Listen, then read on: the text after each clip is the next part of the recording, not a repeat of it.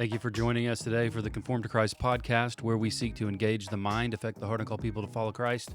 Jay Jones, and I'm here with George Mays. And guess what time it is? Free for All Friday time. Haven't done one in a while. In a long while. It's been a while, yeah, for sure. Yeah. For sure. But it was a good break. It's a good little break. And we do have something to talk about today. I guess we're going to talk about Christian nationalism, huh? Now we don't spend a lot of time. We don't like prepare. I don't know, and people might laugh at this. We don't really prepare for Free for All Friday. I don't know if you guys knew that. Hence no the way. hence the don't give away our secrets. hence the free for all. So kind of what you really get is whatever we're kind of been thinking about something, we just come in here and think about it together, and you just get to listen in. Before we do, though, George, I've got a special gem for you. Yeah? You know, if we're talking about Christians having more influence in the culture, and one of those ways is through media, you know? And so I want to present to you an actual movie. It's hard to laugh already. Kenneth Copeland. Oh, yeah. Kenneth Copeland made a movie, and yeah. I just got to show this. This is from a TikTok. Now, Yeah. I don't know, because it's been a while since I watched this TikTok, and this guy, I don't know if he may say a cuss word or something. I have no idea, but he is going to show a clip of Kenneth Copeland. We are not starting out on the right foot if you're already. I don't have a I don't have a beeper either. Like, we need a beeper button, don't we? I'll try to. That is definitely going to be. If he says a cuss word, I'm gonna try to hit that. I'll keep it ready. So, What else? What other funny sounds we got? Nope. We got that's old Evangeline from when she was a baby. What's wrong with you people? That might be good. We might. Keep it's with the that. it's the sixth anniversary of R.C. Sproul's passing today. Are you serious? Today. 6 years? Yeah, 6 years. Yeah. That's wild. It seems like, in my mind, almost like a couple of years ago. 2017. Yeah. Yeah. That's crazy. So make him proud. Make him proud. Time's relative, you know. Maybe I just been moving fast lately. Maybe. Slower for me. Are we going to? Are we just going to ignore the mustache? I mean, Are we? can you? Can you ignore it? I just want to draw everyone's attention to it. If you're not watching on YouTube, shame on you. Yeah. There's not perfect. Jay's. What's going on here? It's not perfectly Maybe tell symmetrical. us what. Tell us what. I'm gonna what grow you got this going on. mustache out. I'm gonna curl it around. Okay. Yeah. Just for. I mean, what led to this development? Yeah. You know, I've had the old Stony Face name for so long. Mm-hmm. I just thought to myself, why so serious? Let's put a smile on that face. And so then I just curled my mustache up. I just curled it right up, George, until see, now there's always a smile on my face. Okay. So you have to come up with a new nickname for me. Well, I'll let other people decide on that. I'll let them be the judges. Yeah. Yeah. Okay. Are you going to enter any competitions? There was that guy in Texas. Parker sent me a message. A guy in Texas won the best mustache. Yeah, they've got like a national mustache contest. Yeah. Mm-hmm. Keep growing it. Yeah. We'll keep it going. Okay. All right. Bring back a little of the old West. You need to wear a cowboy hat. Do you have a cowboy hat? I would like to wear a duster. Oh, yeah? Yeah. They're pretty cool. They are. You see Wyatt Earp and the boys and Doc Holliday, they walk in with the duster. Uh-huh. That's peak cool. Is that? Yeah. Yeah. Yep. Are you going to show us this? I'm going to show you this abomination. Clip. I've seen this. I think this was from a couple of years ago. It's resurfaced for some reason. I've never seen it, and I was dying. It is an actual movie. I might have fallen over in my chair when I saw this. It's so cringe. This is like a peak level cringe. So if we have a cringe scale from here on out, this is the top tier cringe. Which is weird because Kenneth Copeland, he has enough money to just privately fund his own Marvel movie. Oh, man. So, all right. Well, let's watch this thing. Well, Yes, he'd be this is a he'd be a Doctor real- Doom if he was it's- in a Marvel movie. Yeah. All right, ready? this is a real movie. Check this out. This is wild. Millionaire Kenneth Copeland, right here, made a movie where he's the head of a Mexican crime family and a preacher. It's called The Rally, L.A. There is something that I must do. I should have done 20 years ago. Some of the things you're dealing with, we are dealing with the devil himself. Santiago Saraca. The winds that are changing. We need to be watchful. That's Julia Roberts' older brother. For real? Yeah, Kenneth Copeland portrays a Mexican crime lord, and Eric Roberts is a competing crime lord. But Copeland's crime lord preaches the Bible. If you try to mess the way the business around here, I will not hesitate to silence you. You hear me? I will take you out.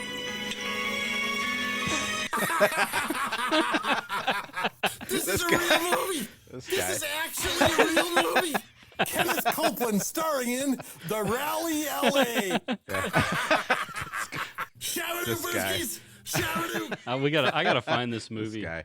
Yeah. It came out in 2016. Yeah, Eric Roberts. I fell down the rabbit hole last night. We were talking about it after the prayer meeting. Oh, really? And Philip reminded me that Eric Roberts, he's Julia Roberts' older brother. I did not know that. Yeah. Yeah. So yes, that is a real movie. It came. I mean, I don't know what it came out on. I don't know where you can find this thing. Came out in 2016. Amazing. Truly amazing. Came out in 2016. R.C. Sproul died in 2017. Is there a correlation?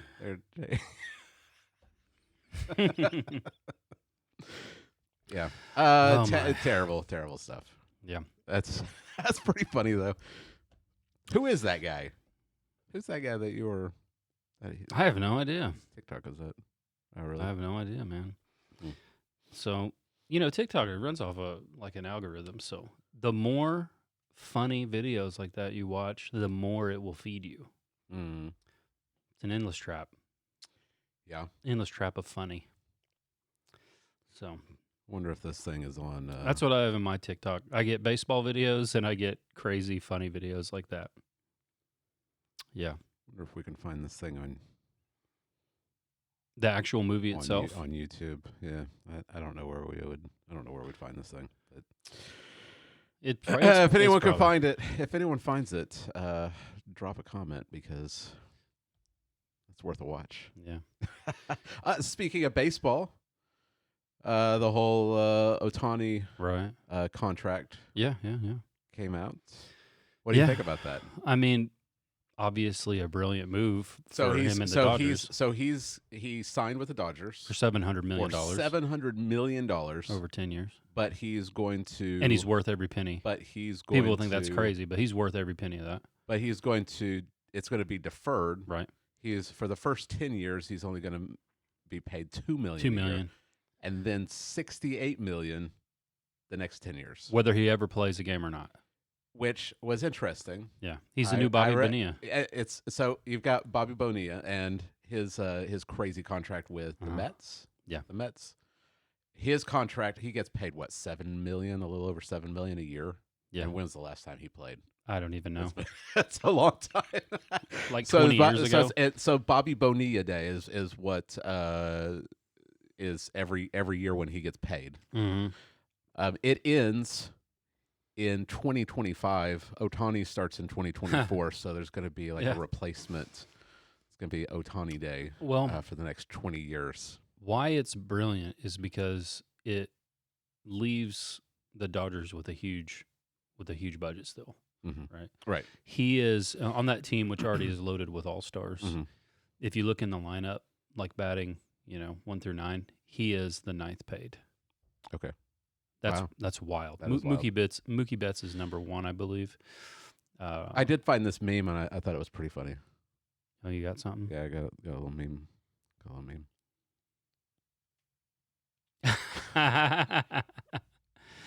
Yeah, man, the Dodgers have kind we've of got a Dodgers fan here at the church, and It used to be the Yankees that people would hate on because of their budget. They could buy whoever they want, but that's really shifted to the Dodgers. Yeah. Recent years. Who is it? Who's the Dodgers guy? Are we dropping names? How about you drop initials? How about I just tell you after the? Okay. I don't want to just. You think he's ashamed? Are Maybe. you really a Dodgers fan? If you're ashamed of it? How can you not be? It's John. How can you not be? It's John. Okay. Yeah. But how can you not be an Ohtani fan and then because of him kind of be a Dodgers fan? I imagine that there's a lot of people who are pretty upset with him moving from the Angels to the Dodgers. Well, he's the best baseball player in the world, probably the best baseball player in the last 100 years. That's not an overstatement. And he probably wants to try to win a World Series. Can you blame him? I can't blame him. He obviously doesn't want the money right now. Right. He's willing to not. I mean, he's $2 million is in as far as good baseball players go per year is not very much. Yeah. But he's known as the nicest player in all of baseball. He seems like he's really nice. And apparently he's openly a real Christian, which Okay. I was really surprised by. He's from Japan, Mm-hmm. born and raised in Japan. Right. But that makes sense. Mm-hmm. He obviously and he shows a lot of respect. You see him, he'll meet players that weren't as good as him in the past, and he'll meet them and he'll kind of bow to them and be very respectful. Right. He cleans the dugout up after him. Like, what? Who does that? Yeah. The best ball player in the world, apparently.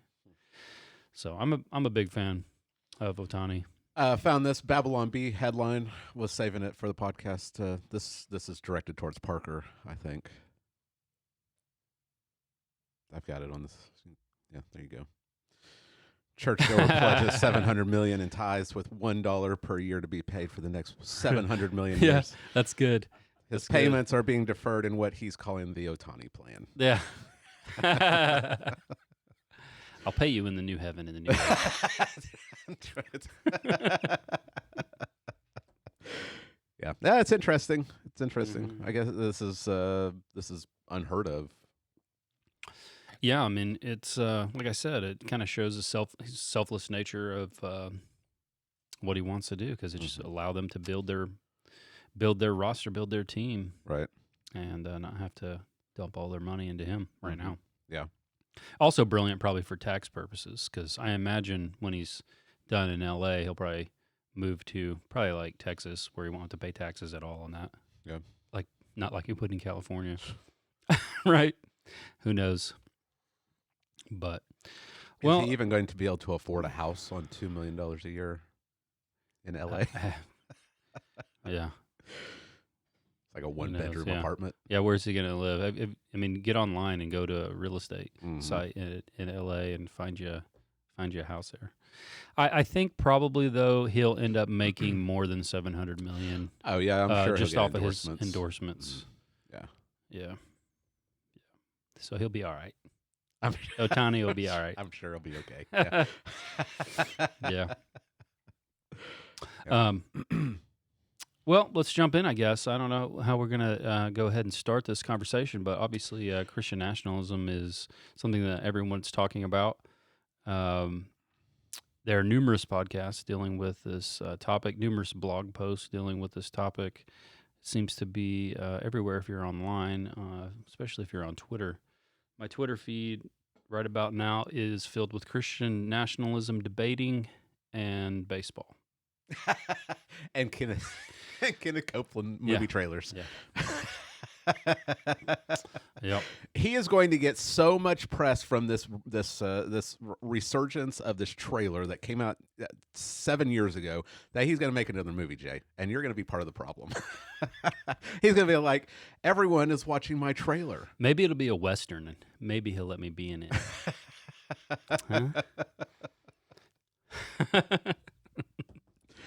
All right, we've talked a little bit about Christian nationalism, just here and there, not anything really in depth. But the reason that I thought maybe we could talk about it is because of this new movie that's coming out that is being directed by Rob Reiner. Mm-hmm. Rob Reiner, he's I don't know. I was going to look up movies that Rob Reiner has made. Can you think of any off the top of your head? I No. was trying to think of some movies that he's very famous in Hollywood. I just can't remember any of his movies. When Harry Met Sally, Stand By Me. Let's see, what do we got? Misery. Did you ever see Misery? Yes. Princess Bride. Okay. Everybody's seen You're Princess right. Bride. A Few Good Men. So he's done like some big famous movies. Right. But now he's putting out a documentary on Christian nationalism. Mhm. Rob Reiner is he is Jewish, but I believe from what I've seen that he's an atheist. Right. Yeah. It makes sense. So he's an atheist who is making a documentary about Christian nationalism. Right. Right. And so this the trailer that we're going to watch is exactly what you would expect, I think, from an atheist in Hollywood making a documentary about Christian nationalism. Right. But what's really interesting are the people that he interviews. Yeah. That's really what is interesting. If he was just making a documentary about Christian nationalism, who cares? But it's the people that he is interviewing who agreed to be interviewed for this movie that it's pretty telling. Well, let's maybe just do very brief definition, perhaps. Good luck, Jay. Well, we're all counting on you to give us we'll a get- solid definition of we'll Christian get nationalism. into more after the trailer, because I think there are many different strands or manifestations of what people. call There's a Christian lot nationalism of today. there. I mean, I haven't seen two definitions that are the But- same. At a most basic fundamental level, we'll say what people are listening. What is even a nationalist? It's someone who is proud of their nation. Someone who wants to defend and uphold the values of their nation. Right.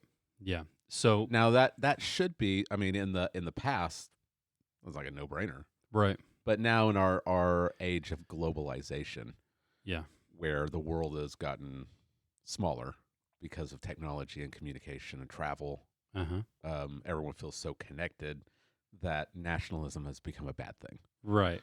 I mean, The- you see it with Trump's campaign, Uh-huh. "Make America Great Again." Right. That was nationalism, Mm-hmm. and for some people, it was a breath of fresh air. Yeah, Right. like we live in America, we should love our country, and we should want our country to prosper because Right. we live here. All right. Right. But for many, it was nationalism is bad. Well, We should all just be unified. and if together. you'll see a lot of it when you talk about that kind of idea of it, just right, like down, like how would you understand it if you're just like a blue collar working person? So a nationalist would see, okay, we're sending all of our steel manufacturing, and the majority of it is not done in America anymore. Mhm. Well, because of globalism and because of deals that have been trade deals made with other nations, it really benefited other nations more than our own. We lost all of these jobs. Right. So steel primarily comes from China. A lot of stuff, surprise, comes from China. It's cheaper still, but it's not as high quality.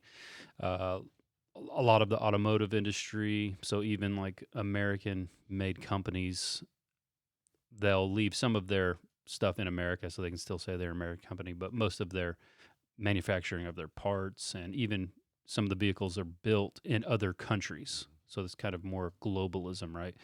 So if you're a nationalist, when it comes at least economically, you're going to be someone who's trying to bring all of those jobs back here, which isn't a bad thing. Like, but it can be painted as the way it is today. It's painted as if you're a bad thing. Another big one I thought of, a nationalist movement, was the Brexit movement.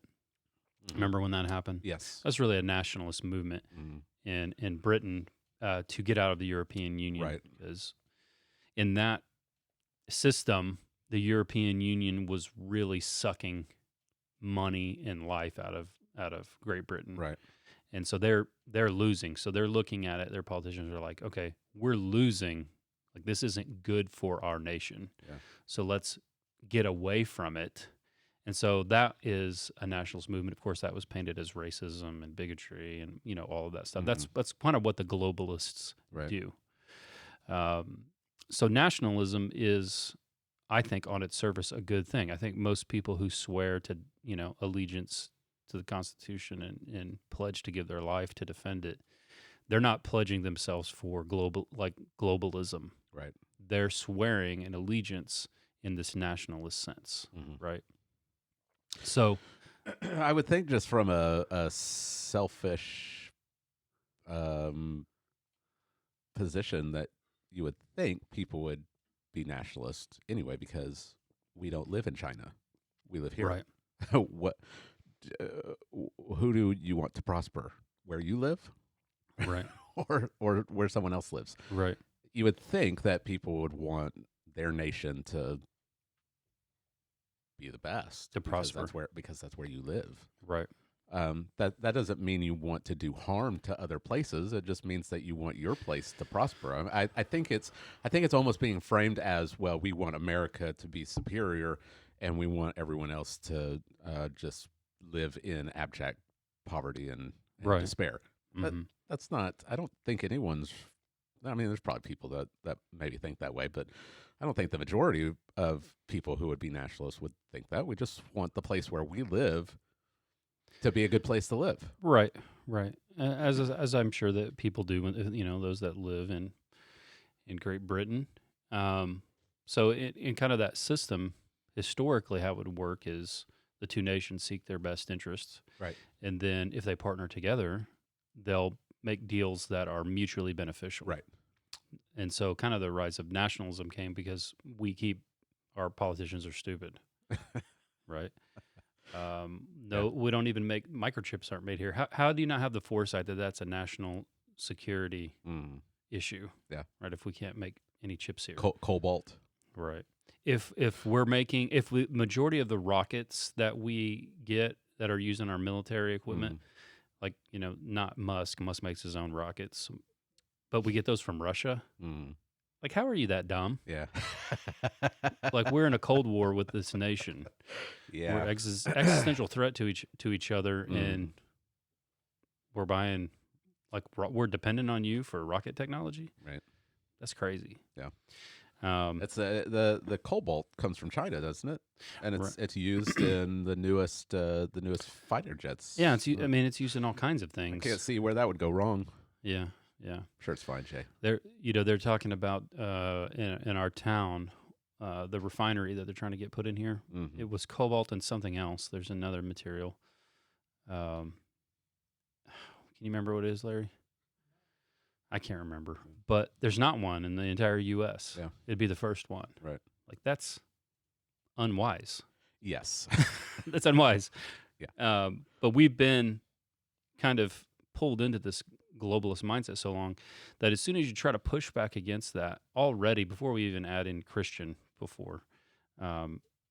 you get the ideas of it's because you're racist, or it's because you're a bigot and whatever else. Yeah. That's the tactic that's used by globalists.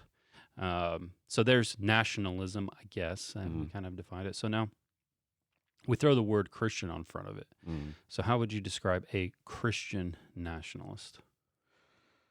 I think it would be someone that is a Christian and believes that Christian morals and values are superior. Christianity is the superior worldview, and it would the adoption of Christian morals and values is what will cause a nation to prosper.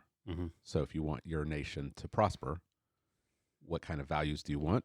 You want Christian ones. Right. And as Americans, I think it should be easier for us because our nation was founded by people that, though not all of them were actual Christians, all of them had some kind of Christian worldview. Right. It wasn't a pluralistic society in the way that we see it, America today. It was men who they had some idea of a God, Right. and the morals and values that were being promoted were Christian-like. Yeah, I mean the idea that we weren't a Christian nation at the beginning, at its founding, I think is just a a rewriting of history, which goes along with a lot of what And most it people doesn't do. mean all the. I mean, I don't think that people like Thomas Jefferson were Christians. Right. No, many Um, of them were A lot of them were deists. theists, but they still believed in a moral lawgiver. Right. This should be apparent by anyone who's ever read the Declaration of Independence. Mm-hmm. Right. You can't be endowed with inalienable rights that arise from evolution. Right. There are no rights. Mm. Right. Yeah. So their idea was that there's all of them blanket. Now, many of them, and I say many of them, were Christians. Yes. They're members in churches. Mm-hmm. And you can even see that in some of the early laws that were in place. There were even anti-blasphemy laws. I found out last night. I was kind of looking online, which were challenged in courts, and the courts upheld them. So their idea of, at the beginning, of religion, was not you could create any religion you want and follow that. It really was the idea that you're worshiping a creator who our rights flow out of being created by him. Right. And they're yours by birth. And the role of the government then, or the Constitution, the purpose is to keep the government from infringing upon your rights to practice that. And I think obvious, what are they worried about being infringed upon? We just have to look where we came from. Mm-hmm. They came from England, where people's religious rights were being trampled on. And so when they started this new nation, they wanted a nation where people were free to practice their religion, but the religion they had in mind was definitely not something like Hinduism, and definitely not probably something like Islam. They were warning against Islam in early America. Yes. Yeah. The Marine Corps song, I believe, is about battling Islamic pirates. Mm-hmm. I could be mistaken. You can write below, but I'm pretty sure that it is. Definitely not something like Wiccan in their mind. Definitely, No. and No way. Definitely not something like Definitely Satanism. Not. Definitely not. No. Definitely So we'll probably talk about the Satanism stuff later. Yeah. But so in its broadest terms, they were even very, very cautious about Catholicism because of the influence of the Pope. Yes. They didn't want the Pope influencing the nation. Right. So let's jump into this video, because really anyone that had their eyes open knows and can see it coming that the term Christian nationalism will be used and turned around on anyone who holds to Orthodox Christianity as a means of attack, as a political maneuver to suppress speech, to make Christians feel like they should go away. Mm-hmm. Right. So if you hold the same beliefs that the majority of people held in this country 25 years ago, which were informed by Christianity, you are now Christian nationalists, whether you ever label yourself one or not, and you are now part of the problem. I think in this kind of clip, this video makes that pretty clear. Yeah. We'll just watch it. But just remember, this is Rob Reiner, atheist, and just take note of the people that he's interviewing for this.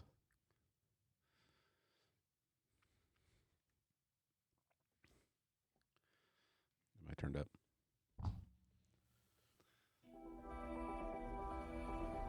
America and Christianity are like baseball and apple pie, and we celebrate them together. I was 16, 17 years old when I became a Christian. I'm an evangelical minister. I've been a Christian my whole life. I'm a Christian nationalist. I have nothing to be ashamed of, because that's what most Americans are. Is Christian nationalism Christian? No, it isn't. We should be blazing forth as a countercultural example, and instead, we're leading the charge of malice and division. Christian nationalism uses Christianity as a means to an end, that end being some form of authoritarianism. Being a Christian is about the values of inclusion. Christian nationalism is certainly not based on the values of the gospel. God wants America to be saved. They're told over and over and over again that you're in danger. You need to fight if you don't want to lose your country. We are in a civil war between good and evil. This is not a movement about Christian values. This is about Christian power. What happens to the people who don't believe this stuff? We are on the precipice. God is on our side. We're taking our nation back. The thing that keeps me up at night is that we lose democracy. Does that seem possible? Yes.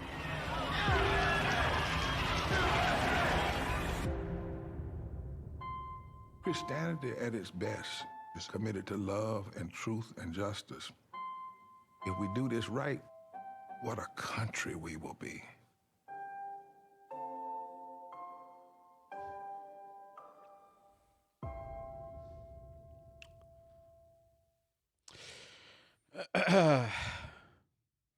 Alex Jones has been reinstated on Twitter. You see that? Oh, yeah? Twitter's about to get a whole lot more interesting. That's for sure. Yeah. Yeah. Lots of thoughts on that. The first, I guess we can talk about some of the people that we saw being interviewed. Okay. That are against Christian nationalism. Mm-hmm. They've agreed to be interviewed by this atheist who obviously is painting Christian nationalism as like terrorizing the nation. Uh-huh. Right? Who'd we see? We saw Russell Moore. Mm-hmm. Can't believe it. I know. When I saw him, I was like, shocker. Right? Phil Vischer. Mm-hmm. Another shocker. Right. Jonathan Lehman. Yeah. Saw Jonathan Lehman. Karen Dumez. Is that how you say her name? Yeah, the Jesus and John Wayne lady. Yeah.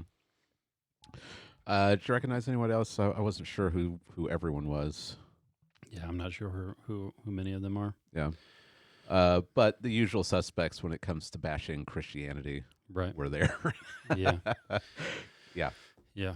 But the way that Christian nationalism was being portrayed in that video, mm-hmm. violent, mm-hmm. pro-Trump. Right. You were talking about what's her name? The congresswoman. Marjorie Taylor Greene. Yes. Yeah. You were talking about her right before we started recording. Uh-huh. Yeah. I don't know if we want to take this detour now, but she is there. So there are different streams of, I think, what you could call Christian nationalism. There is, we have been critical of the Christian church in the West, particularly in America as a whole, as being not Christian, right? So unorthodox views of the Trinity, a complete lack or understanding of being born again, actually following the ways of Christ. It's a cultural Christianity. That's kind of, in our ministry, we are pushing back against that quite frequently. People who have been born in places influenced by Christianity, maybe the Bible Belt. And so they have all of these cultural trappings of Christianity, but they most certainly aren't Christians. They most certainly aren't born again. I would put her in that category. Yeah. She's tightly connected with the NAR movement, the New Apostolic Reformation.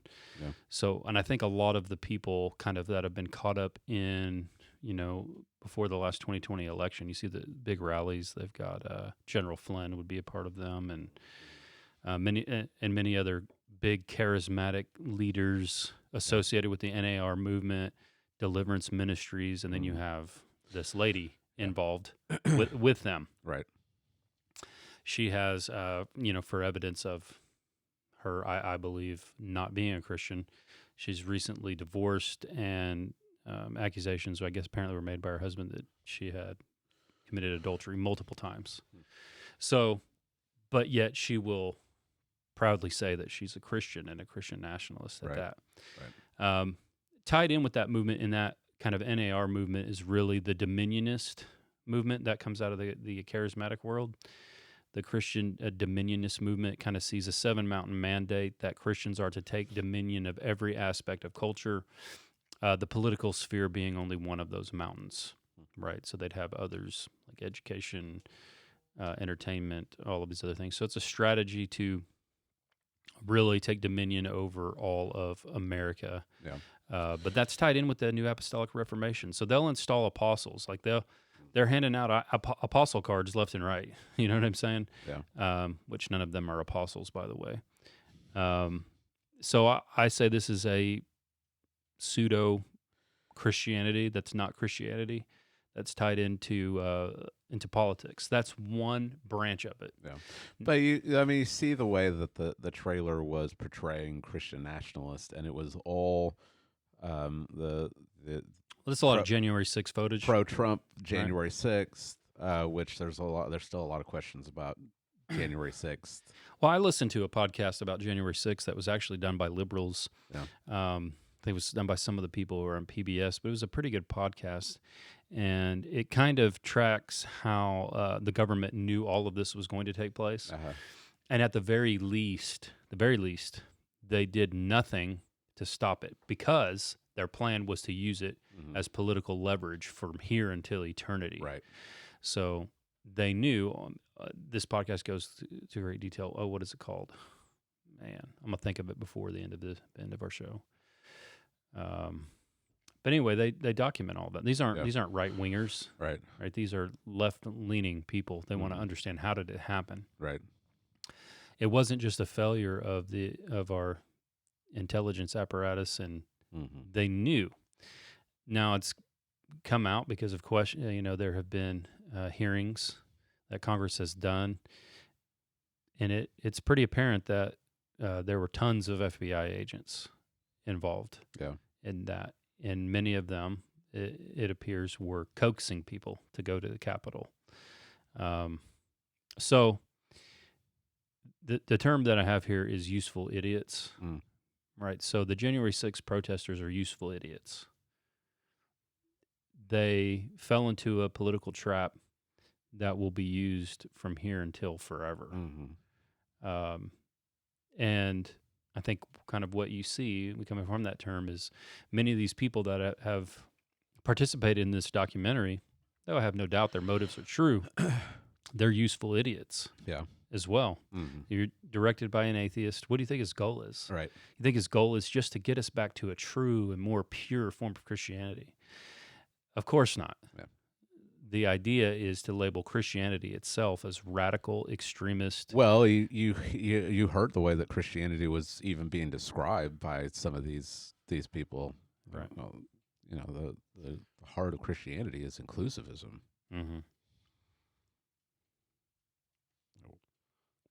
What? Right. What do you mean? Right. What do you mean inclusivism? Right. That's not. And at the end, he said, Christianity is about love and peace and justice, and if we all strove to do better in this, what a nation we would be. Right. Well, what do you mean by that? Right. Like, what do you mean? What do you mean by justice? Right. What do you mean by love? Our definition of love is going to be different than a lot of what we see in our nation today. So it's the liberal view of what Christianity is. Like, yeah. I mean, like you said, these trying to be nice to these guys because they do profess to be Christians, but their track record is not great. Russell Moore and Phil Vischer and even Jonathan Lehman. I mean, ever since COVID, they've all just been steadily declining and always going soft when it comes to the left and always punching right to the right. But they're always siding with non-Christians over against Christians. Yeah. It's just a really weird thing to see. Right. But they're just going to be used to promote this Christianity that has nothing to do with the gospel. Because why would Rob Reiner put the gospel into a movie? Right. But you can see how Christian nationalism is being used as this scary boogeyman. Right. Like, oh, not Christian nationalism. Mm-hmm. But then, so when we talk about it and try to define it in terms of we just want our nation to prosper, mm-hmm. and we think that Christian values are what make a nation prosper, right? We're going to be labeled as Christian nationalists also. Sure. And for people like Rob Reiner or even Russell Moore, or I mean, I don't know how these guys can square away Christianity from the Bible with what they are opposing. Right. It's all going to be lumped into one thing, and oh, you guys are pro-Trump, and you guys want to just take over the government, and all of those scare tactics. Right. Yeah. And so the problem is the goal, the end goal is to define Orthodox historic Christianity as wrong, mm-hmm. right? And this liberal form as actual Christianity. And that's the goal of using Christian nationalism in this way. And so you're right, and that's how it's being used.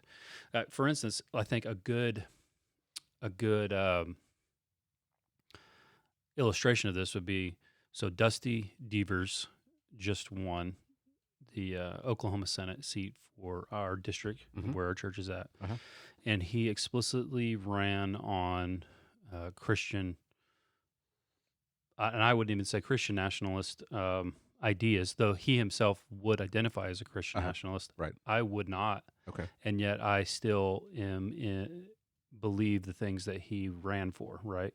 So let's kind of, I think, run down these things, and you can see how what they're trying to do is really just to redefine Christianity and say anything that's actual Christian, and any person who's a politician that would try to stand for these things is radical, an extremist, and a bigot. So he said he's against no-fault divorce, right? That should not be a shocker to anyone, and I'm in full agreement with him. Yeah. And up until Reagan, everyone in the nation that was the law. You couldn't have a no-fault divorce.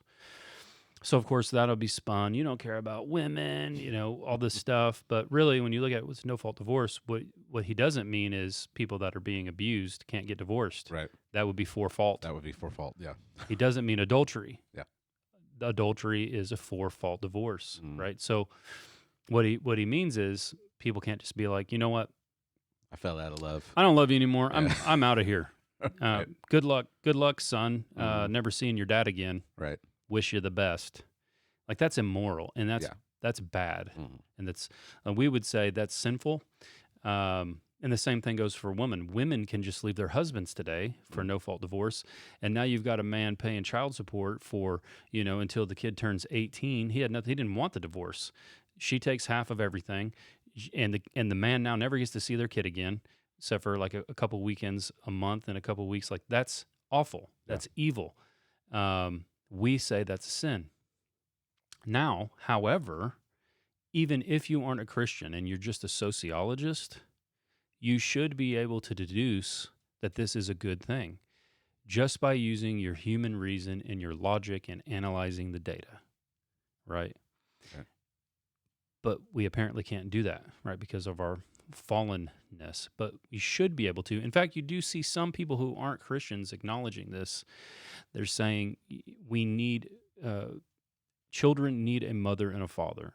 A divorce is destroying and has destroyed the fabric of our society. Mm-hmm. So even a reasoning atheist should be able to acknowledge that children are better with a mother and a father. And that is a male and a female, right? That is not, there are loads of scientific data to support this. For instance, there's a chemical that is released when children spend time with their mother, okay?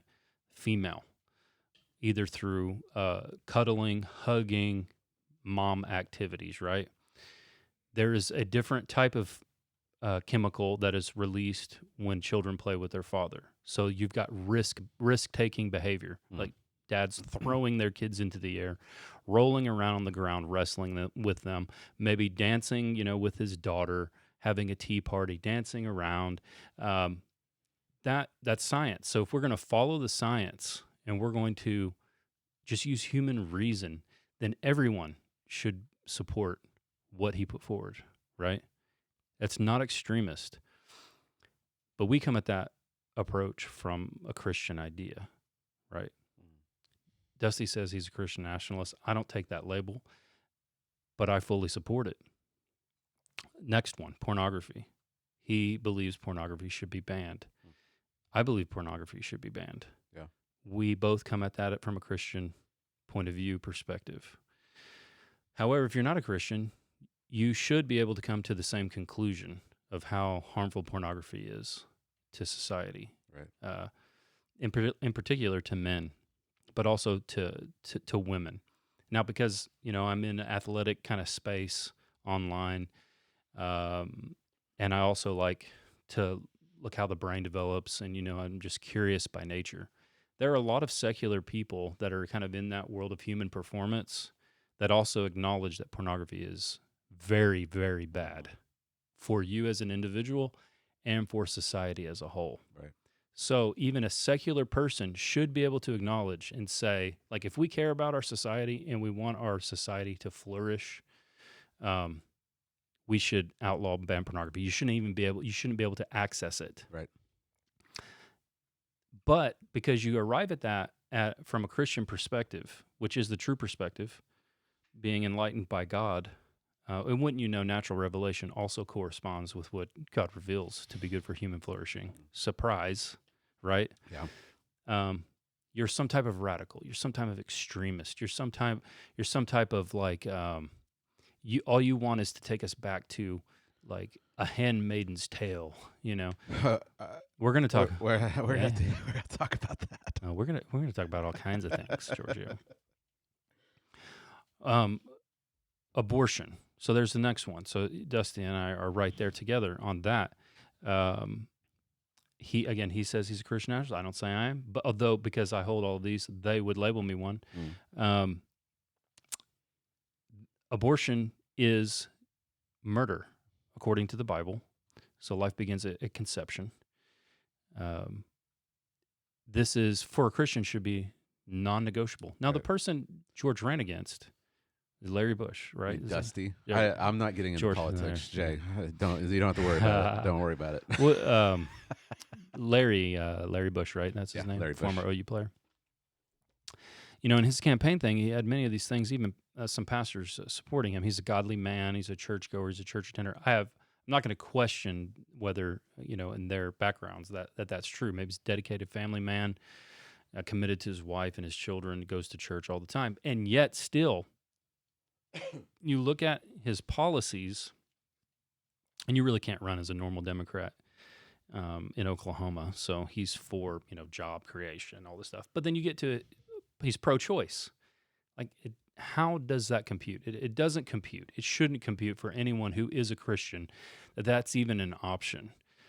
Now, before the transgender movement, I could see perhaps a world where a Christian who kind of grew up with the old school Democrat, like the Kennedys, and they're for the blue collar, the working class, they're for the working man, and they're a Democrat, but they're against abortion. And so they're fighting from the inside, perhaps. But today's Democrat Party, and we've literally read from their platform, their own documents, right, is absolutely immoral and evil. They're full on into the LGBTQ, full on to the trans, and of course abortion. But however, even if you are not a Christian whatsoever, just using reason and logic, you should be against abortion, right? It's undeniable what is inside a mother's womb, right? The term fetus is only used as a means of dehumanization. And you read any literature on killing or on combat, and the first thing you must do is dehumanize the other person. This is why we create different names for our enemies, right? So you have, they're not Germans, they're Jerry. This is in every culture. They do the same thing to us. We do the same thing to them. You have to dehumanize. And this is what the labeling of a fetus. It's not a baby, it's a fetus. It's just a word game we're playing to dehumanize and to protect the conscience of the person who's engaged in the activity. But scientifically, it's indisputable. From at the moment of conception, you are who you are. Everything about you. So from the time George was conceived, everything about you was there, right? And so what's being argued for with the idea of choice is really the right to murder another individual under certain conditions that we deem appropriate. Mm-hmm. However, using just human logic, you should be able to see that this is a human being and we ought not to kill other human beings. So there are even some libertarians who aren't Christians who would take that stance. And they would take that stance because a libertarian believes you can do whatever you want, right? You want to harm yourself and use drugs, then you do that. But we don't have to pay for the aftermath, right? You do whatever you want as long as it doesn't hurt someone else. And they apply that to the womb. And they say, there is a human in the womb, and we don't get to harm other humans. Does that make them a Christian nationalist? Right? It shouldn't. These ideas are not radical extremist ideas. And they most certainly wouldn't have been radical extremist ideas even 20 years ago. And yet they are today. So if you hold to Orthodox Christian beliefs and you believe that politicians should try to enact laws that are in accordance with that, you're going to be labeled a Christian nationalist. Mm-hmm. So I have news for everyone. According to the left, if you're an Orthodox Christian, you actually follow the Bible, that's what you are to them. And they want it to go away. Yeah. They don't want Christianity to have any place in the public sphere whatsoever. That's kind of where we are. Let me take a breather, a little drink of a cream soda, and get your thoughts. Yeah. No, I'm with you. I'm with you. Yeah, I probably wouldn't go around labeling myself a Christian nationalist, but if I'm labeled it, I'm not going to be like, no, I'm not. Yeah, I mean, no. I don't like to use Christianity like to modify another word. I would say I'm a nationalist, right? So Yeah. Great Britain, they have a state church. They're technically a Christian nation. We go to war with them, and World War III breaks out. I might have to lose 30 pounds and get back in the army because this is my nation. You're not going to fight and destroy my nation. I'm going to seek to destroy you, Mm-hmm. whether your country labels itself as a Christian nation or not. Yeah. This is my nation, and I will bleed and die for it. That should be normal. Should be. Yeah. Right? You would think so. Yeah. Do you want to be taken up? You want to be taken over? Yeah. I don't want to be taken over by Great Britain. I don't want to drink biscuits. I don't want to eat biscuits and tea. Okay? I want my coffee. I want it unadulterated, and I want to be wired for the next 5 hours after I drink it. Mm. I don't want to play cricket. I want to play baseball. Okay? So there you have it. I am a nationalist and not ashamed of that at all. And Yeah. I'm also a Christian. So people would say, well, obviously you are a Christian nationalist. Yeah. So if people want to label me that, fine. I'm not going to go around labeling myself that.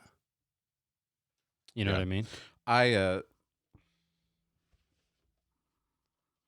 We don't get paid any endorsements here, but I would recommend Tom Ascol's book, The Promises and Perils of Christian Nationalism. Okay. From Founders Ministry. It's 31 pages. It's not long at all. You can read it in about an hour. And he argues that America was founded with Christian values. Undebatable. That we as Christians should want Christian values. Again, yes, should be undebatable. What kind of nation do you want to live in? Let me just read the last paragraph of the book, because I agree with him. I think Tom Ascol, he always seems just balanced. Yeah. Biblical. I don't know if I've really read anything from him. I'm like, nah, he got this one wrong. I think he's right here. He says, if we are to pray with the hope that we can live a quiet, peaceful, dignified life, shouldn't we work toward that as well? Like, we're supposed to pray for it. Shouldn't we work towards that also? It is presumptuous to pray for that for which we are not willing to work when God has placed the means of working for it in our hands. Christians should want just laws justly enforced. We should want righteousness. Proverbs 14:34 says, righteousness exalts a nation. If we want justice and righteousness for ourselves, should we not want it for our neighbors too? Yes, we should, because that is true. As Christians, we should engage in legitimate activities to influence our culture and society to be good and upright. All of this means that in a nation founded on a Christian worldview and biblical principles, neighbor love should also include, going back to the definition I've been using in this booklet, actively working to defend and sustain and cultivate America's Christian culture, heritage, and values. If pressing that agenda makes people call me a Christian nationalist, so be it. I think that's right. Right. I mean, as a Christian, what should we be promoting? Should we be promoting the kind of pluralism that includes? And we've seen this. You can put this up on the screen. Right. This is in Iowa, I believe. This is the capital, I think, in Iowa. Yeah. Satanists put up this statue, this goat statue, because if Christians can have if they can have the 10 Commandments put up, then the Satanists should be able to put up a goat statue, right? As Christians, what should our response be? Oh, well, this is the beauty of living in a pluralistic society like America. Right. I think we should. I mean, if you're a Christian and you're looking at that statue, you should immediately be repulsed. Like, that's a statue to the devil. What should we say as Christians? Should we say, well, we don't want to be Christian nationalist, and say we can't have statues dedicated to the devil in the capitals? We should say Jesus is Lord. Tear that thing down. We should be like Saint Boniface, right? Cutting down Thor's tree back in, what was that, the 800s? Yeah, Donner's Oak. Yeah. Like, if that makes us Christian nationalists, so be it. Righteousness exalts a nation. Christian values are what will bring blessings, not worshiping a goat statue. I don't think what we should want pluralism to mean every religion has equal validity, and we should be fighting for the freedom to put up a goat statue.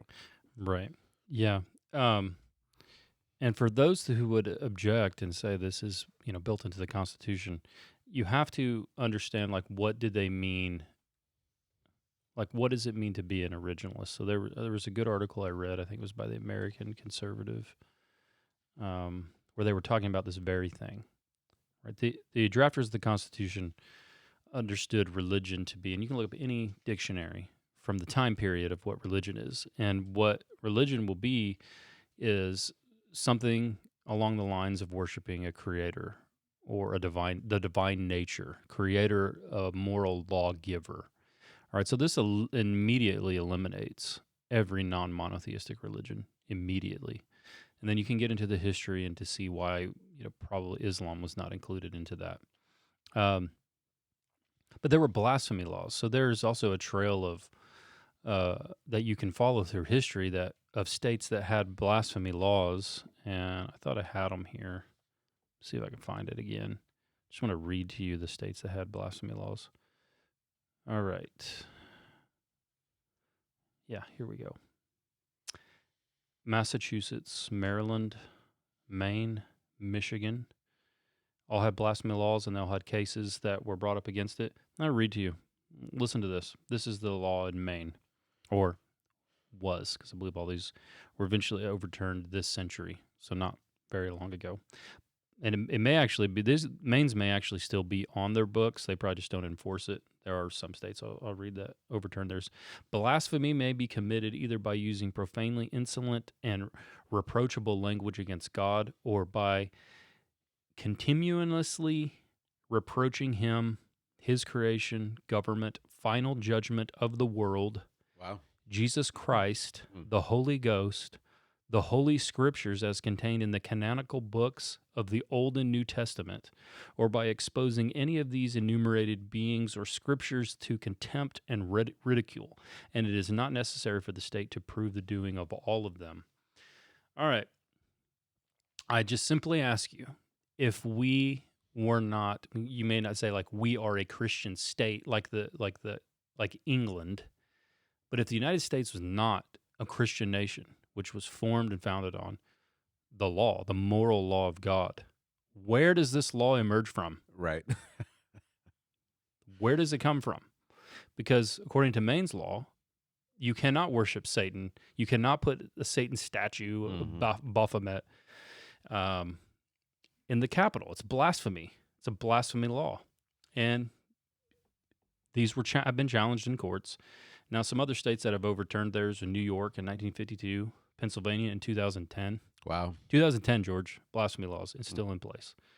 That's crazy. Yeah. I mean, the way the history of the United States is presented in schools today. It wasn't a Christian nation, never was.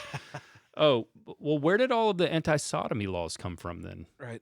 That were just overturned in our lifetime. Mm-hmm. Why were there anti-sodomy laws in the United States? From where did it emerge? Yeah, it would have to have come from the Bible. Right. Which means in our past that we were, you could say, not to say that everyone in the U.S. was a Christian, obviously not. Right. But the foundation of our legal system is literally moral law. Right. So I found that to be incredibly interesting when thinking about this statue. So you can find it. That's a good article that kind of goes into more detail on this that you can find on the American Conservative. Very interesting.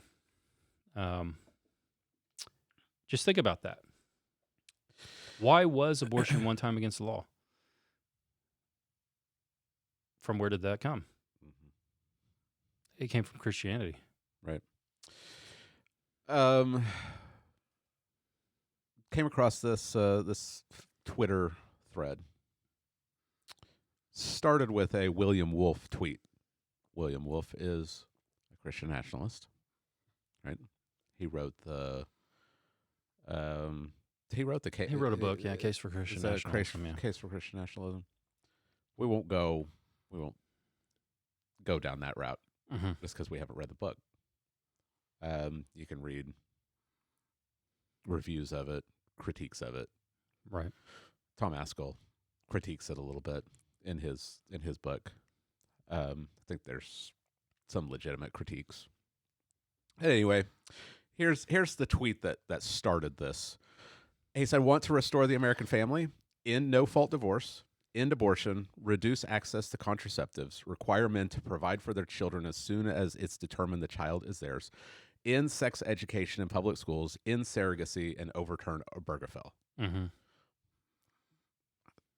That sounds good to me. Right. I don't have a problem with any of these. Right. So before I move on to the Twitter thread, I did want to hone in on end surrogacy. Because you talked about the handmaid tale. Yeah.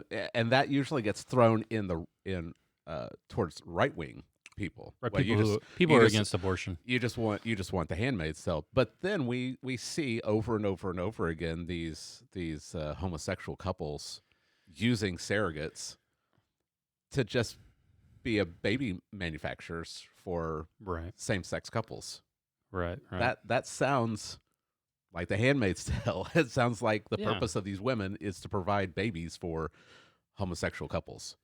Yeah, I mean, you can see some of these men talking about this, proudly, that they'll go shopping.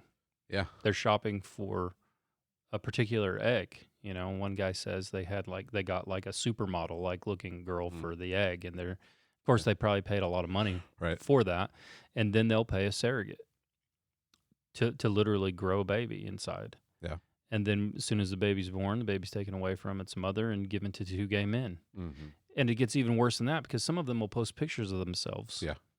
Like with their shirts off, and they're trying to have the baby, like a baby should be latching onto its mother, which is essential for its brain formation, right? And it's latched onto a gay dude. Right. Like this is a new level of depravity unleashed upon the world. Yeah. Like not even the Romans would dream of this up, who were completely barbarous, sexually immoral, they're barbarians. That's how we look at them. Right. They would never dream that up. Yeah. They're like, this is a level of debauchery that we don't even allow in Rome. Right. That's crazy. Like there's your choice. Right. You get a choice. You get a choice between babies having the right to be born and to be nurtured by a woman, have their brains formed properly because they have a woman they're attached to, or gay dudes buying a baby. Like it's not going to be good for human flourishing. Yeah. Like even if you aren't a Christian, you're listening, you're just a Christian bigot. Just read some about the formation of the human brain and what children need, and then ask yourself the question, why are you anti-human? Like, why are you anti-human? You know what I mean? Yeah. All right. I want to do 2 things with this Twitter thread. Okay. The first is to look at the response by Joel Rainey. I don't know much about Joel Rainey except that he's an SBC pastor, and I think he's in the upper echelon. Then I want to come back and look at the initial response to the William Wolf tweet that set it all off. Mm-hmm. Okay, so we can pull this up. We'll come back to the Ben Marsh thing on top, but I want to look at Joel Rainey first. So he says, author notwithstanding, they don't like William Wolf, right? Apart from the bit about contraceptives and Obergefell, now maybe we should talk about contraceptives just for a second, because there might be people that are like, well, what's wrong with contraceptives? Right. There are good contraceptives, and then there are contraceptives that actually cause abortions. Mm-hmm.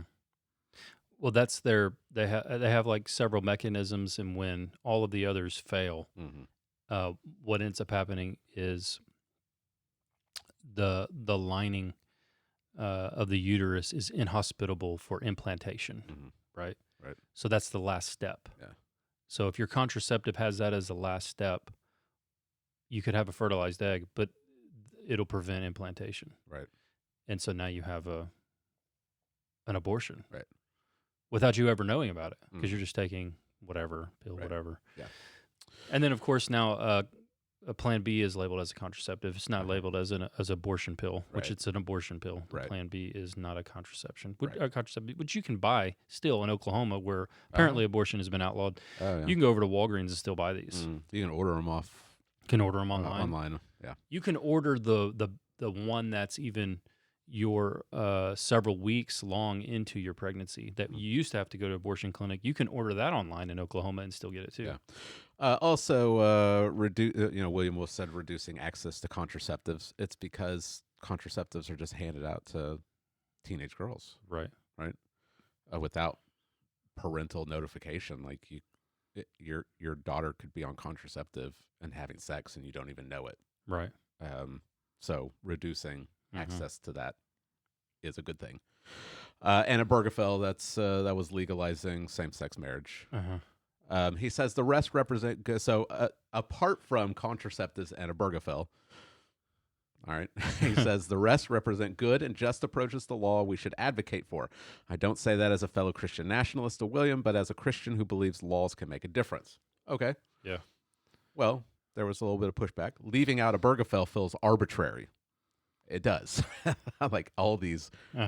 He says, think of trying to put toothpaste back into a tube in a way that requires an entire swath of economic and other supports built into marriage relationships being suddenly invalidated. I don't believe in gay marriage, but I also don't believe in using the courts to bring harm to already established unions. Asking for genuine repentance is far different from a court forcing the dissolution of a union that same court legitimized. So he's saying, don't overturn Obergefell because all these homosexuals have already gotten married. Right. I didn't save the screenshot, but one person said, "Now let's apply this to slavery." Right. Back in the 1800s. Right. Because if you look at that middle quote, think of trying to put toothpaste back in a tube in a way that requires an entire swath of economic and other supports built into slavery being suddenly invalidated, then everyone's got to be in an uproar. But because it's same-sex marriage, they're going to be like, oh, yeah, that makes perfect sense. Right. Right. And then he says, given the choice between 1, a nation that outlaws something sinful but millions still do in secret, 2, a nation that leaves something legal that people choose not to do because they love Jesus more, I'll take 2 every single time. If that's heresy to some, so be it. Yeah, I mean, the problem is that Obergefell, which we were told is not a slippery slope. Oh, you Christians, right. You guys are always slippery slope. Yeah. Well, what's happened since that? The trans movement, mutilation of children for profit, and men in some like mentally ill state after they've bought a baby, having a baby latch onto his man boob. Right? Yes. Yeah, I mean, maybe. Yeah, maybe different.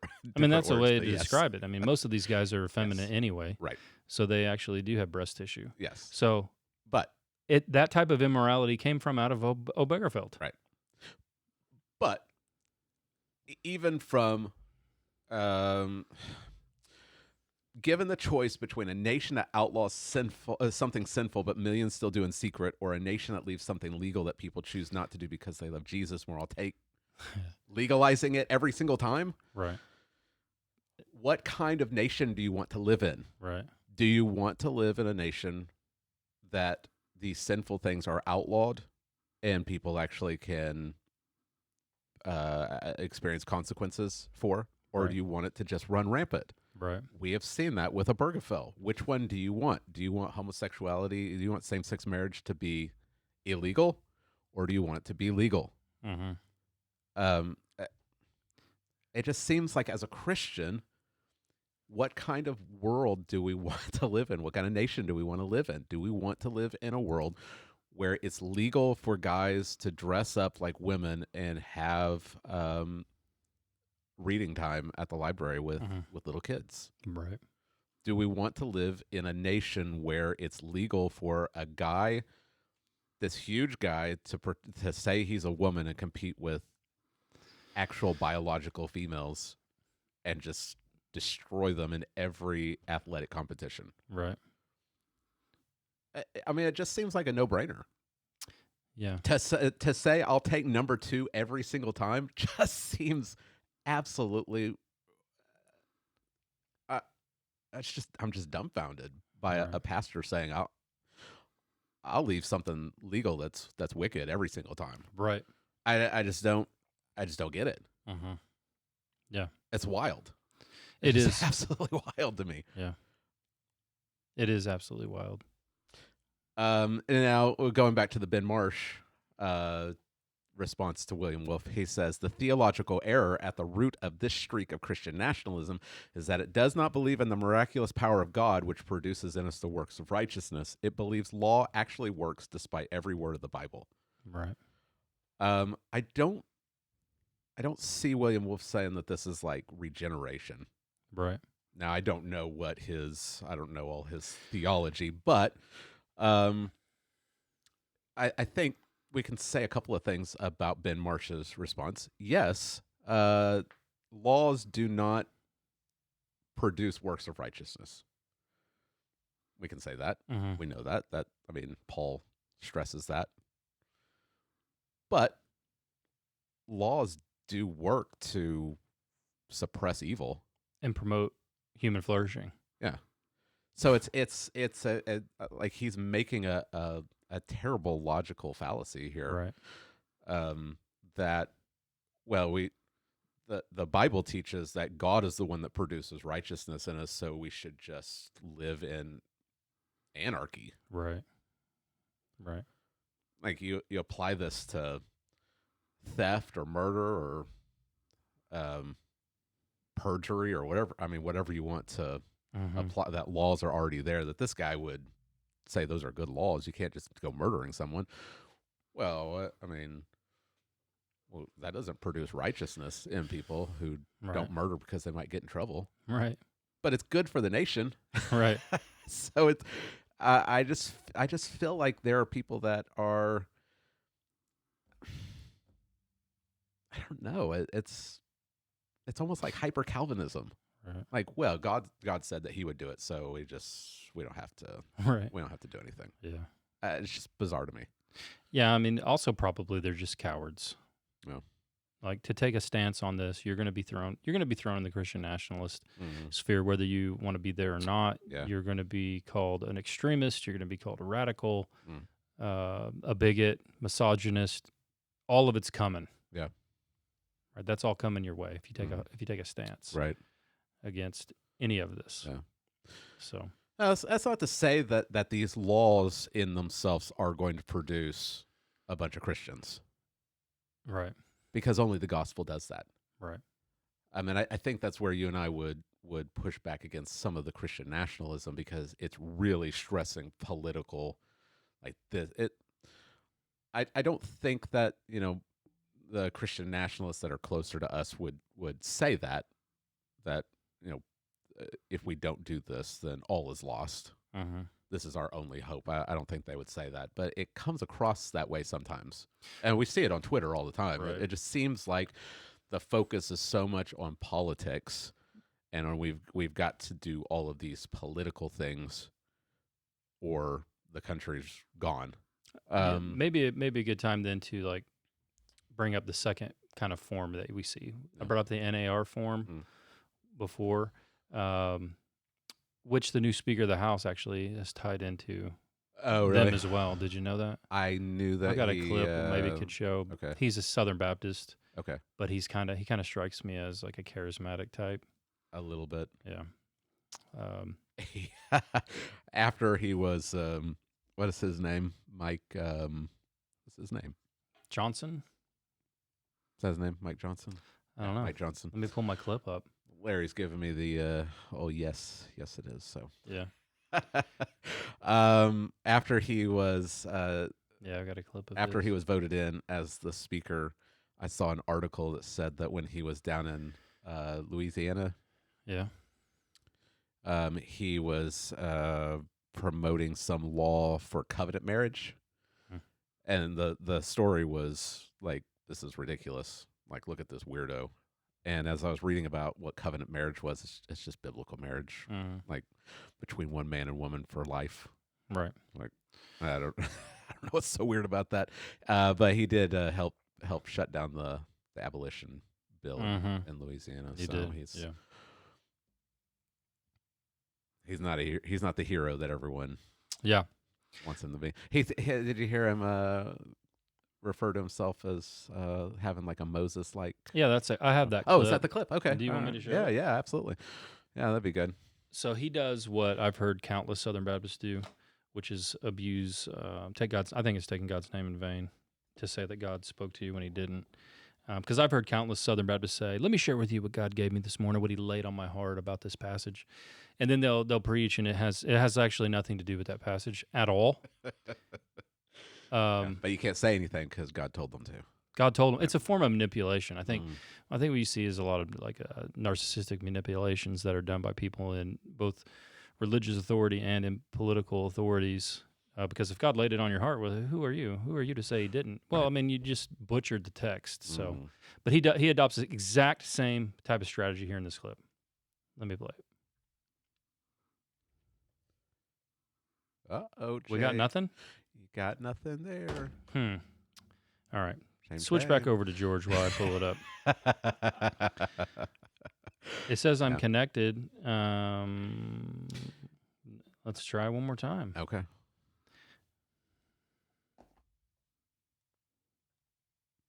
I see who you're sharing this from, Jay. Oh, yeah. Dr. Anthony Bradley.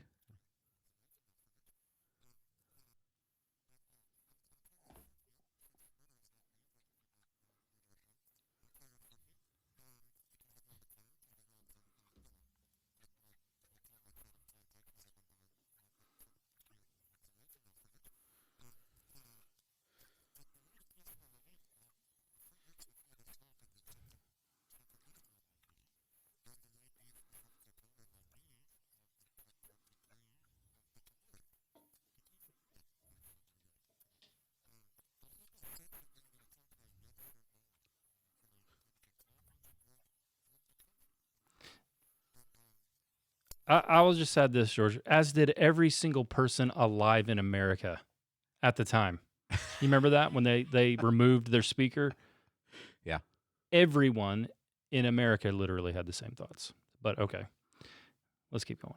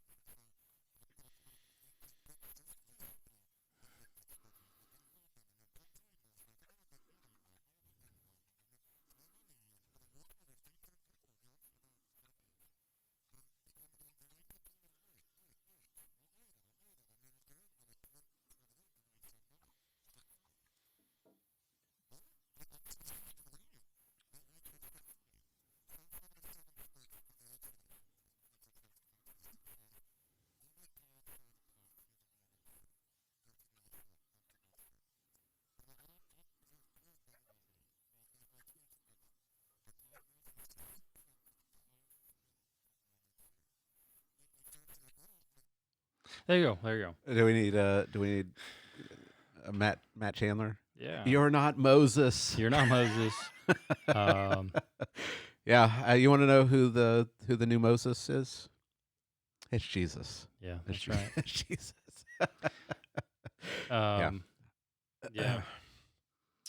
We're running out of time, my friend. Man. We are. So there's him, and Taylor Green. They're kind of, and he's linked in. He goes to the NAR stuff too. Yeah. Right. But then you have what I guess we would call Christian Reconstructionist. Mm. So that would be like Doug Wilson. So there's a different form that's, I don't think, really associated with these guys, which you see a lot of the videos of the people at January 6th. But you have this other form which comes out of Moscow. And, the big thing, past couple weeks, the Moscow mood. You just said we're running out of time, and then you bring out Doug Wilson in Moscow. I think we can. Can we pull this off in 20 minutes? We had to shut it down 20 minutes.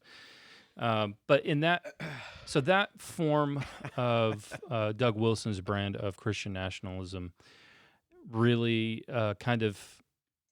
it works in a Paedo-Baptist mindset, right? So think Church of England, mm-hmm. or the strategy of the Catholic Church. Yeah. Christianized nations, everyone baptizes their babies. Their babies are now in the covenant. Right. Christian nation. Doug Wilson is a form of that. Obviously believes in paedo-baptism. Baptized babies are literally in the covenant, and we can get into great detail on that, on his theology and the issues we have with that as Baptists, but he's really promoting like a grassroots form of this, where you would transform your local governments to start with, Christianize them, raise good families, Christian families, influence the culture where you're at, and then kind of grow it out from there. You know what I mean? There's that form of it, which is also usually tied to theonomy. And then you kind of have, I think the other form that you see is the kind of with Askell. You know what I'm saying? Mm-hmm. Where he wouldn't necessarily say, like, if that makes me a Christian nationalist, to want to live as a Christian in my nation and to promote Christian ideas and Christian values, and even have them put into law, right, then you can label me a Christian nationalist. I'll accept the title. Uh-huh. So you really have kind of these three different branches of it, right? So you can't even pin it down exactly, like what's going on in our culture today. There are so many different definitions of Christian nationalism. I was listening to, you can find this on YouTube. I would encourage people to go look at it. Tom Askell and Vodi Bakum are talking. I think it's before a founders conference a couple of years ago. They did one on Christian nationalism. And Vody said that whenever he's asked, are you a Christian nationalist? His first question is, what do you mean by that? And he said that given the responses he usually receives, that like 98% of the time the answer is no. So that's where definitions are really, really important. If someone ever asks, are you a Christian nationalist? You should ask, what do you mean by that?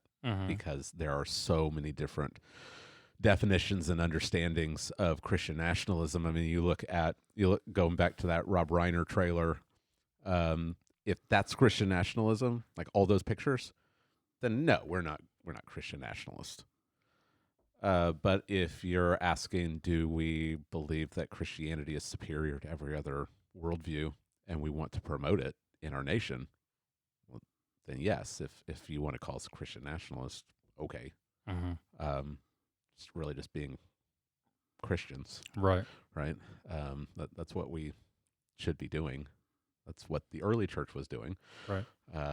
They were living as Christians and promoting Christian values and living in this pagan society with different morals. Right. And calling people to repent and trust in Christ. Right. That's what we should be doing. In the short time that we have left, maybe let's talk about some of the weaknesses and cautions for those who would be pulled into Christian nationalism. I think one that I see is, and not to say that you can't do both, but the trajectory of the passion level that I see among most is not really toward evangelism and church planting in missions. Yeah. It's more toward political engagement and transforming society through political engagement. Okay. I think that's a major weakness. Yeah. That's obviously not the strategy of the early church, right? The early church didn't set aside Paul and Barnabas to like go to Corinth and become political lobbyists, or go to Ephesus and to tear down the great as Artemis of the Ephesians. They didn't get into politics to try to tear that temple down or to end temple prostitution or any of that. They went as missionaries of the gospel, and what ended up happening is they end up undermining all of those systems and things through the gospel as churches were planted, and those churches then planted churches, and more missionaries went out. Politics and Christianity started mixing pretty early in church history with Constantine. So around the early 300s, Constantine becomes the emperor of the Eastern Roman Empire, and he quote unquote converts to Christianity. There's debate over that, and he legalizes Christianity, so it was outlawed. Right. The Diocletian, who was the emperor before Constantine, he persecuted the church terribly. This is the 10th persecution of the church, systematic persecution. And it was terrible. You can read about in Eusebius's church history. Eusebius lived through it, so he gives eyewitness account of it. But now Constantine, he becomes emperor, and he converts to Christianity and legalizes Christianity. And now you want to be like in politics, you convert to Christianity also, right? And so now it's in to be a Christian, and it's out to be a pagan. And you start seeing some of the corruption of Christianity because of wedding to the state. We see the same thing over and over and over again. We don't want to chase the rabbit of like paedobaptism and all of that. But even in America, before the First Great Awakening, we can read accounts of the corruption of Christianity because everyone's a Christian. Like that's just what you are. You're baptized because you were born and you were baptized into the covenant. You're a Christian. You're a church member, and it slowly corrupts. And so when George Whitefield came over, he realized that most of these people aren't actually Christians. Mm-hmm. They've got the label. They're in good standing in the church, but they haven't actually been born again. And so there is that danger of the corruption of Christianity as it gets tied to politics. Right. And we don't want that. We don't want the truth of the gospel to get corrupted because corrupt people want power. And how do I get power? Well, I'll be a Christian. Mm-hmm. Right. There have been, we think of Luther in Germany, Mm-hmm. right? It was a Christian nation at a time. Right. England. What do they have in common? Paedobaptism. Right. That's how you Christianize a nation in that formula. Yeah. When the majority of people are in the quote unquote covenant and their children are baptized into the covenant, now you have a majority of, again, quote, air quotes here, Christians. But during that whole time, of course, Baptists were persecuted. Even in the colonies, Baptists were persecuted. Mm-hmm. You can read historical accounts of that. So you have that stream, the Doug Wilson kind of stream. Many are drawn into that because of theonomy. And if you get online, it's very vitriol. I'd say people that are tied into that camp can be very vitriolic. They can throw bombs. Of course, they're super critical of John MacArthur. They say he has a loser eschatology because of so John MacArthur can make his own controversial statements, and so they seized kind of upon one where he made, and they're like, which one do you want to choose? You want to go with Moscow and all its positivity, or do you want to go with the loser eschatology? Right. But if you just examine the fruit of his ministry, he took on the state of California and won. I mean, what kind of a loser eschatology is that? Right? Right. When most everyone else was caving to the government, he took on the government and won. They've planted hundreds of churches. And then when you add in all the churches around the world, it's possibly thousands. They've planted seminaries to train local nationals in their own language to be pastors. So you don't have to become a postmillennial theonomist to be engaged in spreading the kingdom, not just in your area, but throughout the world. So don't buy into that, right?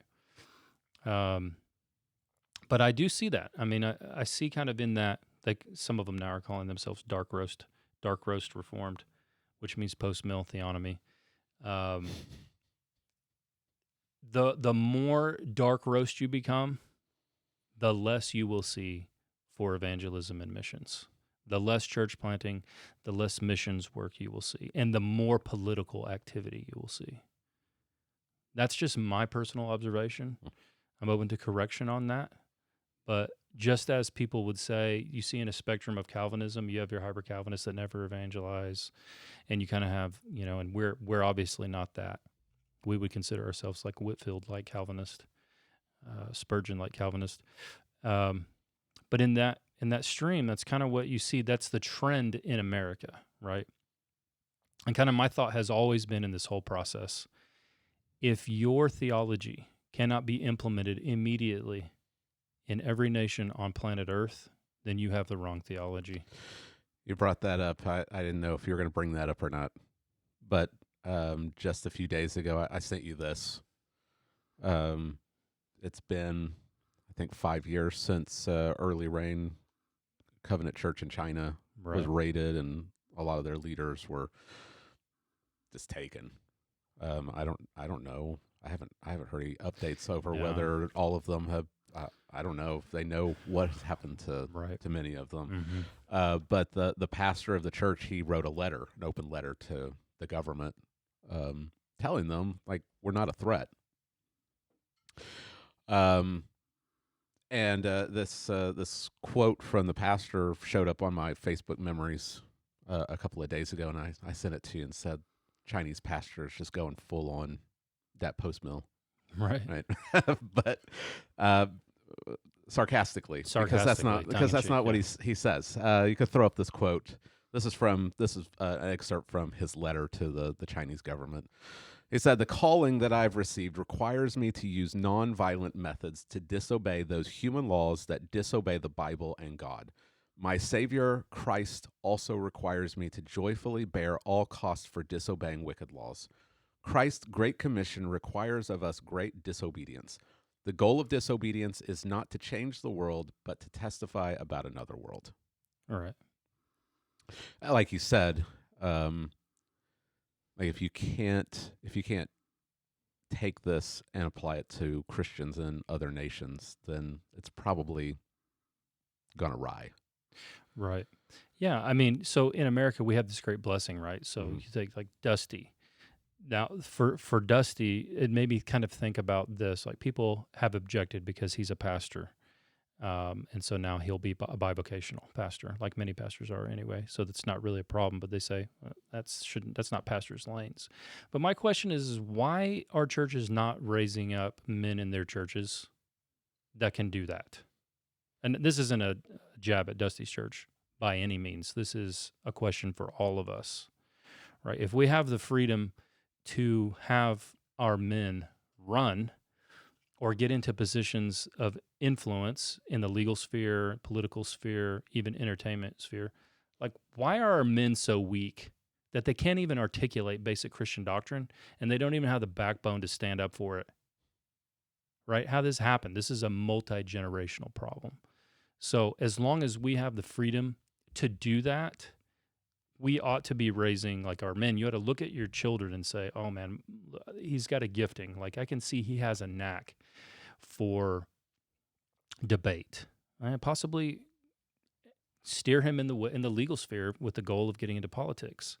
So we need to be doing those things and developing our greatest asset, which is our children, to do those things, because one day we may not have them. So, but what you cannot do, and this is what I think they're completely wrong, and I would say it's sinful, is when you slap on the label faithful Christianity.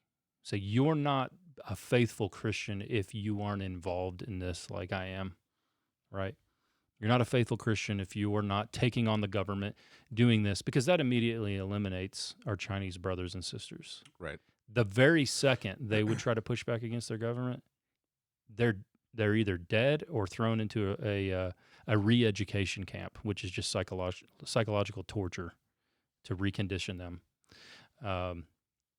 So be faithful in the providentially where God has placed us. Mm-hmm. So we're in America, so we should take advantage of the blessings that we have. Right. But not make it like an absolute, this is what it looks like to be a Christian, because it's not. This America's form of government is not. It's not around the world. Right. And I think where we are in America, unless God does an incredible miracle in our nation, we as Christians, we do not really understand the times in which we are in. This battle was really fought probably in the 50s and 60s. And where we are, like, Christians can be isolated in their Christian bubbles, right? And you don't just have to be like in a homeschool community to do that. Some Christians don't have any other friends that aren't Christians. They go to church, they go about their business, they're living their life with their families. But the world outside of our Christian bubbles is far more depraved and far more down this trail than we realize, right? So even here in where we live, where my kids go to school, the number of people who are say they're Christians is a lot. The number of them that actually are trying to follow Christ is probably less than 10 in the whole high school. Yeah. Okay. So they're going to graduate, and that you repeat this everywhere in the Bible Belt. All those people are going to be voting soon. They're all going to be voting Democrat because they're all sexually immoral. They're all pro-abortion. They're all pro-LGBTQ. They're all pro-trans, though they have the label Christian slapped on it. Soon they'll be voting. Soon after that, they're going to be running for political office. Okay, so my thing is like, hey, be in the fight while you can, but you need to be prepared to go down swinging, because we're under the judgment of God, and pending a miracle of massive regeneration from the ground up, which God can do. You're not going to put enough laws in place because everyone in the nation is pagan. Mm-hmm. Right? Right. And that's where we are. Yeah. I think as we've been talking, I've been thinking about Jeremiah. Mm-hmm. I think Jeremiah was a quote-unquote Christian nationalist. And this is the kind of Christian nationalist I think I want to be, is Jeremiah. Jeremiah chapter 26, we're probably out of time. Yeah. Maybe we can end it with this. It says, in the beginning of the reign of Jehoiakim, the son of Josiah, king of Judah, this word came from the Lord. Thus says the Lord, stand in the court of the Lord's house and speak to all the cities of Judah that come to worship in the house of the Lord all the words that I command you to speak to them. Do not hold back a word. It may be they will listen, and everyone turn from his evil way, that I may relent of the disaster that I intend to do to them because of their evil deeds. You shall say to them, thus says the Lord, if you will not listen to me, to walk in my law that I have set before you, and to listen to the words of my servants the prophets, whom I send to you urgently, though you have not listened, then I will make this house like Shiloh, and I will make this city a curse for all the nations of the earth. So Jeremiah he loves his nation. We see that because after the captivity, he writes Lamentations. He laments over what has happened to his nation. But he's going to preach God's law. He's going to call the people to repent and follow God's law. Well, when he does this, the priests and the prophets and all the people heard Jeremiah speaking these words in the house of the Lord. And when Jeremiah had finished speaking all that the Lord had commanded him to speak to all the people, then the priests and the prophets and all the people laid hold of him, saying, you shall die. Why have you prophesied in the name of the Lord, saying, this house shall be like Shiloh, and this city shall be desolate without inhabitants? And all the people gathered around Jeremiah in the house of the Lord. When the officials of Judah heard these things, they came up from the king's house to the house of the Lord and took their seat in the entry of the new gate of the house of the Lord. Then the priests and the prophets said to the officials and to all the people, this man deserves the sentence of death, because he has prophesied against this city, as you have heard with your own ears. So all the officials and all the religious leaders are saying this guy should be put to death because he's saying that he's preaching against this nation. He's saying, well, you're going to be destroyed if you don't follow Christianity or, the law, right? Then Jeremiah spoke to all the officials and all the people, saying, the Lord sent me to prophesy against this house and this city, all the words you have heard. Now, therefore, mend your ways and your deeds, and obey the voice of the Lord your God, and the Lord will relent of the disaster that he has pronounced against you. But as for me, behold, I am in your hands. Do with me as it seems good and right to you. Only know for certain that if you put me to death, you will bring innocent blood upon yourselves and upon this city and its inhabitants. For in truth, the Lord sent me to you to speak all these words in your ears. Mm-hmm. So he's a nationalist. He loves his nation.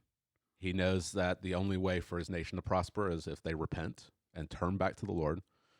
And when he preaches this word of disaster, all the political leaders and all the religious leaders, they turn against him and say, this guy deserves death. Right. Jeremiah doesn't try to forcefully, take over. He just faithfully preaches the word of God because he loves his nation, and he's willing to accept the consequences of being faithful. Right. Yeah. And if that labels us Christian nationalists, then so be it. Right. Yeah. You're either going to have something resembling Christian nationalism, or you're going to have a form of secular human theocracy. Mm. Right. They say it's not a religion, but it really is. Yeah. It's the religion of humanity as God. Yeah. You're gonna have Christ, or you're gonna have a goat statue. Yeah. Right. Yeah. Or dudes breastfeeding babies. Like, that's legit the choices. Like, how you cannot be appalled and see the depravity before your eyes. Mm-hmm. Which way do you want to go? Right. Which way will promote human flourishing? If you even just approach it from that secularist mindset, which way is going to promote human flourishing, the betterment of mankind? Mm-hmm. But we know what we want to see is the glory of God and God honored in all things. Right. So, yeah. Interesting times to live in, George. Very. Yeah, for sure. You want to shut this bad boy down for us? Sure. All right. Well, I'm sure more could have been said. Jay wanted to talk more about Doug Wilson. I'm glad he didn't, but maybe we'll get into that at a future time. Maybe when I'm sick, you can just have a whole time to yourself talking about Doug Wilson. Here's what I'll say to the Doug Wilson boys who think they're warriors. They like to use that terminology. Where were you at between 9/11 and now? Huh? Playing Fortnite? Being scared? Okay, that's it. All right. Thanks for that final word, Jay. It was very, very edifying. All right. Well, if this has been beneficial for you, please like, subscribe, and share. And no text-driven Tuesday next week, but we will try to have another free-for-all Friday. And until then, God bless.